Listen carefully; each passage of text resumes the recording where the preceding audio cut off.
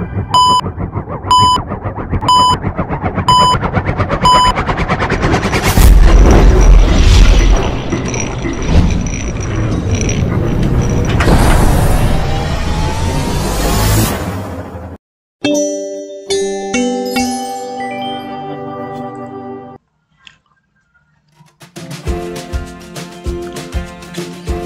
kembali teman-teman dengan saya Bimbel Matematika Channel.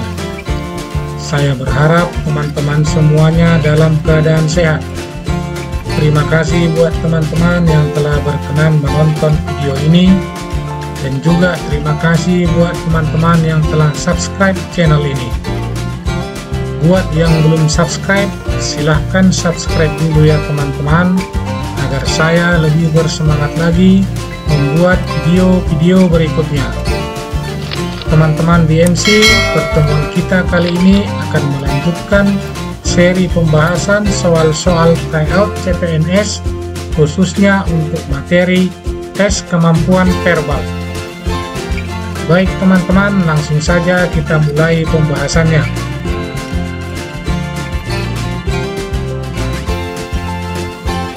Baik teman-teman, kita kerjakan tes kemampuan verbal. Bagian yang pertama adalah sinonim atau persamaan kata. Soal nomor 1, arogan. Nah teman-teman, apa arti kata arogan sehingga kita dapat mencari arti yang sama dengan arogan.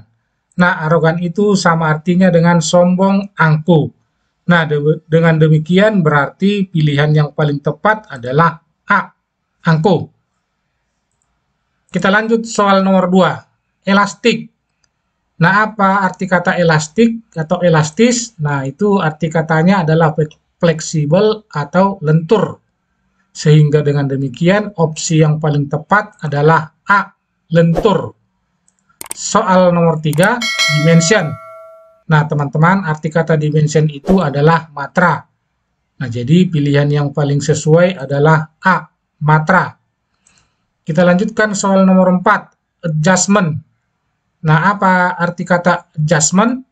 Nah, arti kata adjustment adalah pengaturan atau penyesuaian. Nah, jadi opsi yang paling tepat adalah A, penyesuaian.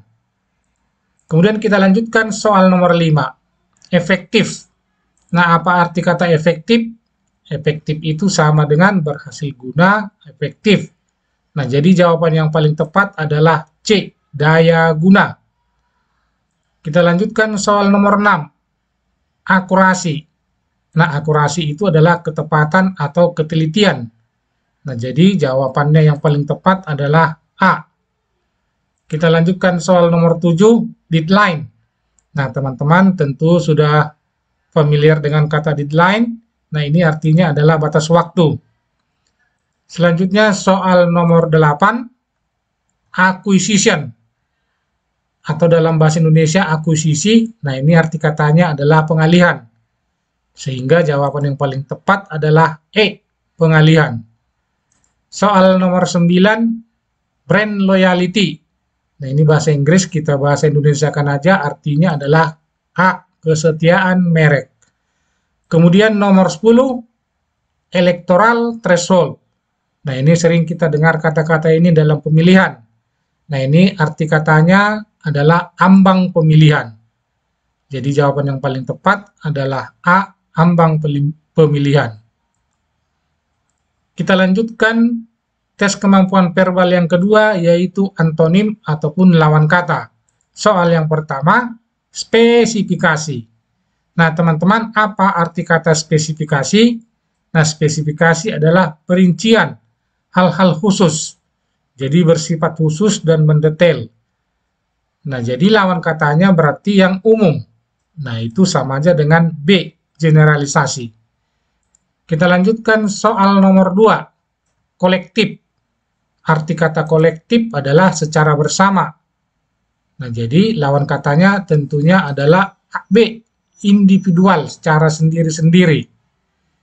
Kita lanjutkan soal nomor 3, gembur. Nah, lawan kata gembur adalah B, gersang. Soal nomor 4, umpat. Nah, apa lawan kata umpat? Nah, umpat ini definisinya adalah cercaan atau makian. Nah, jadi lawan cercaan ataupun makian tentunya adalah D, pujian atau memuji. Jadi opsi yang paling tepat adalah D, puji. Soal nomor 5, krusial. Nah, krusial teman-teman artinya sama dengan penting. Nah, jadi lawan katanya adalah B, sepele. Tidak begitu penting. Kita lanjutkan soal nomor 6, orator. Nah, orator ini teman-teman arti katanya adalah orang yang berbicara atau pembicara. Lawan katanya tentunya adalah pendengar. Jadi opsi yang paling tepat adalah B, pendengar. Soal nomor 7, netral. Nah, netral ini artinya tidak berpihak. Nah, antonimnya berarti adalah B, berpihak. Soal nomor 8, radikal. Nah, radikal artinya secara mendasar. Lawan katanya atau antonimnya adalah C, moderat. Soal nomor 9, tancap. Nah, tancap ini artinya sama dengan membenamkan atau dibenamkan atau ditanam. Nah, sama lawan katanya tentunya adalah C, cabut. Nomor 10, lawan kata terkatung. Nah, lawan kata terkatung artinya tidak jelas. Nah, jadi lawan katanya tentunya adalah jelas. Pilihan yang tepat adalah B, jelas. Nah, teman-teman, kita lanjutkan tes kemampuan verbal bagian yang ketiga, yaitu analogi. Soal yang pertama, sepatu, kaki, kaos kaki. Nah, apa hubungan ketiga kata ini? Nah, ini kalau kita lihat adalah pelindung bagian tubuh terluar, kemudian pelindung bagian tubuh sebelah dalam, dan yang kaki adalah bagian tubuh yang dilindungi. Nah, kalau kita lihat di antara pilihan-pilihannya ini, maka yang paling sesuai itu adalah baju, tubuh, kaos dalam. Pelindung tubuh terluar namanya baju, kemudian yang sebelah dalam namanya kaos dalam, dan yang dilindungi itu adalah tubuh. Nah, makanya yang paling sesuai jawabannya adalah B, baju, tubuh, kaos dalam. Kita lanjutkan soal nomor 2, Ramayana, epos. Nah, jadi apa padanan kata atau yang menghubungkan Ramayana dengan epos? Nah, epos itu adalah bentuk cerita dan Ramayana itu adalah nama cerita. Jadi epos ini adalah jenis cerita yang berceritakan tentang kepahlawanan. Dan nama ceritanya itu adalah Ramayana. Nah, jadi yang sesuai dengan nomor 2 ini adalah nama ceritanya dongeng, jenis ceritanya dongeng, nama ceritanya Rara Jonggrang. Nah, jadi jawaban yang paling tepat adalah B. Kita lanjutkan soal nomor 3, tangan, bekerja. Nah, ini tangan digunakan untuk bekerja, berarti yang lain telinga digunakan untuk mendengar.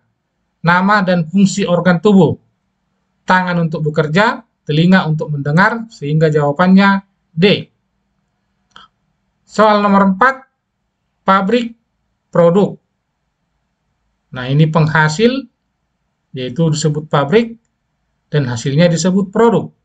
Setara itu dengan tukang kayu, penghasilnya, hasil pekerjanya disebut mobil air. Nah, jadi pabrik dengan produk setara dengan tukang kayu dan mobil air. Nah, jadi jawabannya adalah E. Nah, ini produsen dan hasilnya ya. Jadi jawabannya E. Kemudian kita lanjutkan soal nomor 5. Sapi membajak sawah. Nah, itu kira-kira sepadan dengan di antara pilihan-pilihannya ini yang paling tepat adalah yang mana, teman-teman? Nah, yang paling tepat itu adalah mata melihat pemandangan. Nah, kalau yang D, pensil menulis kain, tidak cocok ya, karena menulis itu di buku ataupun di kertas. Nah, jadi jawaban yang paling tepat adalah C, mata melihat pemandangan. Soal nomor 6, kuman, penyakit. Nah, apa hubungan kuman dan penyakit? Hubungannya adalah sumber atau penyebab. Nah, jadi kuman itu sumber penyakit atau kuman itu penyebab penyakit. Maka di antara opsi-opsi yang tersedia ini yang paling tepat adalah api sumber kebakaran atau api penyebab kebakaran. Maka jawabannya adalah A. Soal nomor 7, cangkul sawah. Nah, ini adalah alat untuk bekerja dan penggunaannya di sawah. Jadi cangkul digunakan di sawah sama aja dengan atau sepadan dengan pena digunakan di atas kertas. Nah, jadi jawabannya adalah C, pena kertas. Soal nomor 8, motor mesin. Nah, ini hubungannya adalah sumber tenaga. Jadi motor itu sumber tenaganya mesin, setara dengan jam sumber tenaganya baterai. Nah, jadi jawabannya E. Kita lanjutkan soal nomor 9, rupiah Indonesia. Nah, ini adalah mata uang dan nama negara. Nama negaranya Indonesia, mata uangnya rupiah.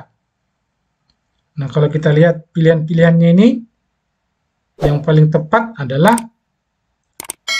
D, yen Jepang. Nah, kenapa bukan A?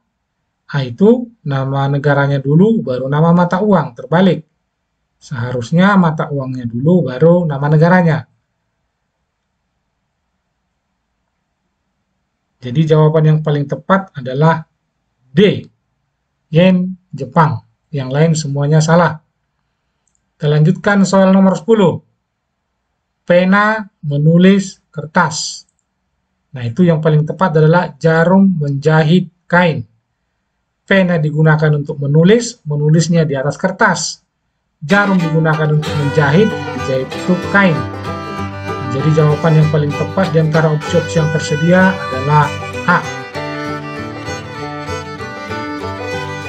Demikian teman-teman pertemuan kita kali ini. Semoga materi yang saya sampaikan dapat dipahami dan menambah kesiapan dan rasa percaya diri teman-teman semua dalam menghadapi ujian CPNS yang segera tiba. Jika sekiranya ada pertanyaan, saran, dan komentar, mohon teman-teman cantumkan pada kolom komentar. Terima kasih telah menyaksikan video ini dan tunggu video-video saya berikutnya. Dan akhirnya saya ucapkan salam sukses. Cerdas itu wajib, bijaksana itu penting.